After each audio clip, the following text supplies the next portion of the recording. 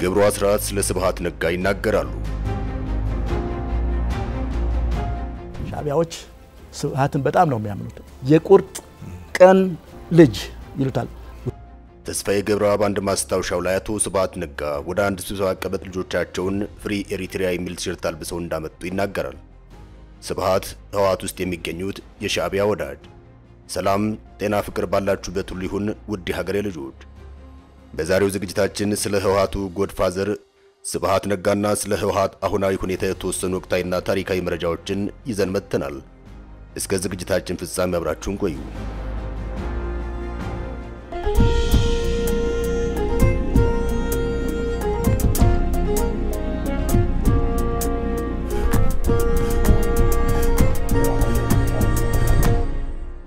ምንም እንኳን ስልጣን ለልጆቻቸው ባያወርሱም በሄደ በመጣው ስልጣናቸው ያልተነካ ሆነው ቀጥለዋል። የፖለቲካው መመንም ይህንን የስብሃት ዳይናስቲ አለያም ስርወ መንግስት ሲሉ ይሰማሉ። ትልቁ ሰው አረጋዊ ታጋይ የደጃዝማች ነጋ ልጅ አቦይ ስብሃት ከባላባት ቤተሰብ ተወልደው ባላባታዊ ስርዓትን ጠልተው ብረት የነከሰን የግራ ዘመም የተማሪዎች ንቅናቄ የመሩ ዘመናዊ ባላባት ናቸው። ባላባት ማለት አንድን ቦታ በማስተዳደር ብቻ ሳይሰራና ሳይለፋ ምንም ዋጋ ሳይጨምር ከገብሬው ላይ ሲሶና አርቦ እየተቀበለ የሚኖር ማለት ነው። ስብሃት ነጋ ማለት እንደዚያ ናቸው። ህወሓት አዲስ አበባ ከገባ ጀምሮ ከይፈርቱ ውጭ ምንም ነገር ሰርተው የትኛውንም ክልል ሆነ ሚኒስቴር መስሪያ ቤት መርተው አያውቁም። ይልቁንም የእድሜ ዘመን የህወሓት ፖለቲካና ታጋዮች ደንበኛ ጡረተኛ ሆነው አርጅተዋል። ያልተመረጡ መሪ፣ ያልተሾሙ ገዥ፣ ያልተመጠሙ የሃይማኖት መሪ ሆነው ዛሬም በዲፋክቶ ትግራይን የሚመራውን ህወሓትን አሜሪካ ሆኖ እየሾሩት ይገኛል። ዛሬም ከስብሃት ትዕዛዝ የሚቀበል ዛሬም እስኪ ስብሃት ብለው ስልክ የሚደውሉ ቡራኬው ይድረሰን የሚሉ ተከታዮች እንዳላቸው ይሰማል። በበረሃ ዘመናቸው ከ1971 እስከ 1981 ድረስ ድርጅቱን በሊቀመንበርነት የመሩት አቦይ ስብሃት ለትንንሾቹ ለነመለስ ዜናዊ፣ ለነስዩም መስፍን፣ ለአቦይ ፀሐይና ሌሎችም የባላባታዊ ትውልዳቸው ያወረሳቸውን ከፋፍሎ መምራትና ባልቶ መግዛት በሚገባ አስተምሯቸዋል ይባልላቸዋል። በ1977 የመጀመሪያው ህወሓት ሊቀመንበር የነበሩት አረጋዊ በርሄ ገዳይ ዘርአጽዮንና ሌሎች መስራች ታጋዮች ሱዳን ድንበር ድረስ የሚያባረር ክፍፍል የተነሳው በእሳቸው መርህ ሳይሆን ከፋፋይ በሆነ የፖለቲካ አመራር እንደሆነ ይነገርለታል። ጣሊያን ኢትዮጵያን በወረረበት ዘመን አድዋ አቅራቢያ በ1928 ዓ.ም አዲ አቤቶ የተባለ ስፍራ የተወለዱት ስብሃት ህወሓት ውስጥ የሚታወቀው አሻ ወይም አድዋ፣ ሽሬና አክሱም ጠንሳሽ ናቸው ይሏቸዋል። በ1981 ዓ.ም የአድዋውን ተወላጅ የንግስት ሳባ ትምህርት ቤት ተማሪው መለስ ዜናዊን ወደ ስልጣን ያመጡበት መንገድ እጅግ ሸፍጥና ተንኮል የተሞላበት ነበር ይባልላቸዋል። በእርግጥ አቶ መለስም ይህን ውለታቸውን እስከ መጨረሻ ይረሱት አይመስልም። አቦይ ስብሃት መለስን ለስልጣን ለማብቃት ብቻ ሳይሆን በስልጣንም ለመስንበት የሰሩት ስራ ትልቅ እንደሆነ ይነገራል። በ1990 ጦርነት ማግስት ልክ እንደ በረሃው አይነት እንፍሽፍሽ ድጋሜ ሲያጋጥም አቦይ ስብሃት ከሲቪል እስከ ወታደር ከደህንነት እስከ ዲፕሎማት ድረስ በመለስ ቡድን ውስጥ እንዲቆም አድርገው መለስ አሸናፊ እንዲሆን አድርገዋል። ከበረሃ ትግል ማግስት አቦይ ስብሃት ወደ መንግስታዊ ስልጣን ከመሄድ ይልቅ ይፈርትን ወደ ማስተዳደር ነበር የሄዱት። 10 ዓመታት ይፈርትን ሲመሩ ግን ንቅዘትና ሙስናው ብክነትና ቅሌት የነገሰበት ድርጅት ነበር ይባላል። ምንም እንኳን ድርጅቱ የትግራይ ህዝብ ሀብት ነው በሚል አቦይ ስብሃት እንዲጦሩበት ቢሰጣቸውም ችግሩ ከገፈቱ አለፈና ጉዳዩ መለስ ጆሮ ይደርሳል። ለአመሳት ወለደች እንዳትርሰው ፈጃት እንዳትተው ልጅ ሆነባት የተባለው ተረት የደረሰበትን መለስ ከይፈርት አንስቶ የኢትዮጵያን የውጭ ግንኙነት ስትራቴጂያዊ ጥናት ተቋም እንዲመሩ መደባቸው። ህወሓት ውስጥ ለመምራት ሳይሆን ለመሰንበት የአቦይ ስብሃት ቡራኬ ወሳኝ ሆኖ ተገኝቷል። ከነ አረጋዊ በርሄና ገዳይ ዘርአጽዮን ያልተማሩት ስዬ አብርሃና ተወልደ የስብሃትን ቡራኬና ድጋፍ በማጣታቸው ልክ እንደ ቀደምቶቹ ከድርጅቱ ተባረዋል። ከስዬና ከተወልደ ያልተማሩት ጌታቸው ረዳና ክንደያ ገብረሕይወት የስብሃትን ድጋፍ አጥተው ከህወሓትም ከትግራይም ተባረዋል። እናም ህወሓት የሚመራት ትግራይ የአቦይ ስብሃት ነጋ የግል ኢንተርፕራይዝ ናቸው ቢባል አይገርምም። ታዲያ ጀነራል ጻድቃን ገብረትንሳኤ ስብሃት የፓርቲው ጎድፋዘር ነው ይላሉ። ጀነራሉ እንደሚሉት ዛሬም ድረስ ከስብሃት ነጋ ትዕዛዝ የሚቀበሉ የህወሓት አመራሮች አሉ። አቶ ገብሩ አስራት ከ1968 ጀምሮም ላለፉት 50 ዓመታት ስብሃት ነጋ የተባለውን ሰው ያውቁታል። የአሁኑ ያረና ስራ አስፈጻሚ የስብሃት ሚና በህወሓት ውስጥ በደንብ ያውቁታል ከሚባሉት መካከል ናቸው።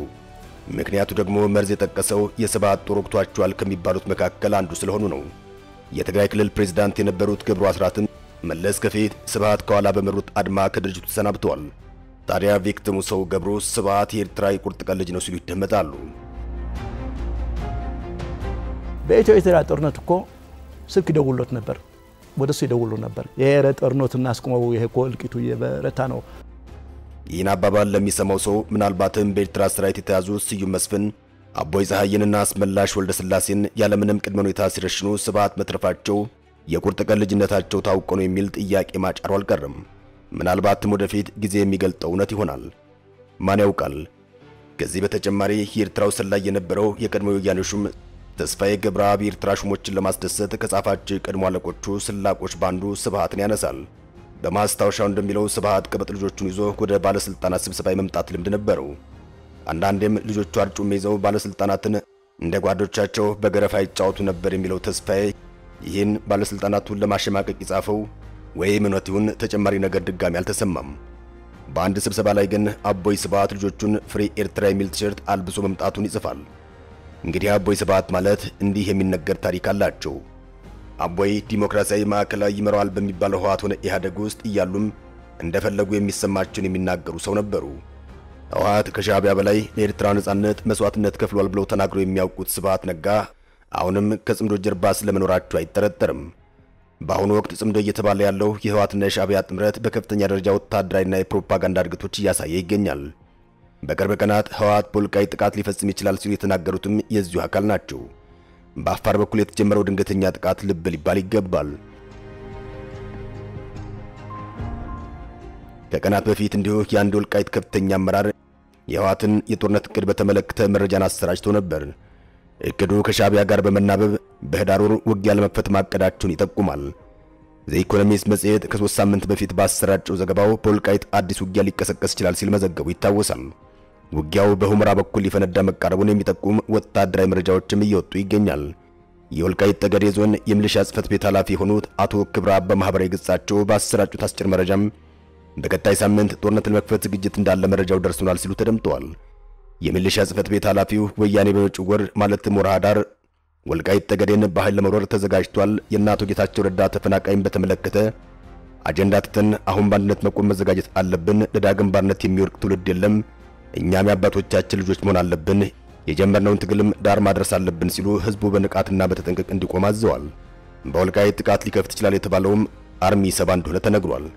በኮሎኔል ሙዘይን የሚመራው አርሚ 7 ባለፈው ሳምንት የኮማንዶ ኃይል በሸረሪና ማስመረቁን አንድ አፍታ በዘገባው ጠቅሷል። ሸረሪና የምትባለውና አርሚ 7 ኮማንዶዎችን አሰልጥኖ ያስመረቀባት ቦታም ጌታቸው ረዳና ኮሎኔል ደመቀ ዘውዱ ተገናኝተው ከህዝቡ ጋር ካወሩበት ከሁመራ ከተማ የተከዜን ወንዝ ተሻግሮም ከ20 ኪሎ ሜትር በላይ አይርቅም። ከዚህ ሌላ ግን ይህ ኃይል በ2013 ጦርነት ወቅት ማይካድራ ላይ ወንጀል ፈጽሞ የሸሸው ሳምሬ የተባለው ቡድን ውላጅ ሲሆን በሱዳን ራሱን ከስደተኝነት ወደ ወታደራዊ ኃይልነት ቀይሮ በቲዲኤፍ ስር መግባቱ ይታወቃል።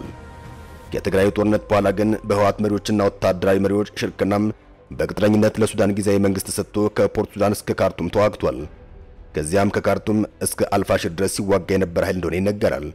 ዘኢኮኖሚስት ያነጋገራቸው የአርሚ 7 አባላት እንዳሉት ሱዳን ላይ ከአልቡርሃን ወገነን እየተዋጋን ከተሞችን ማስለቀቅና መልሰን መቆጣጠር ችለናል፣ የራሳችንን መሬት ለማስመለስ ደግሞ እንችላለን፣ ይህንንም በቅርቡ እናደርገዋለን ሲሉ መናገራቸውን በዘገባው ጠቅሷል።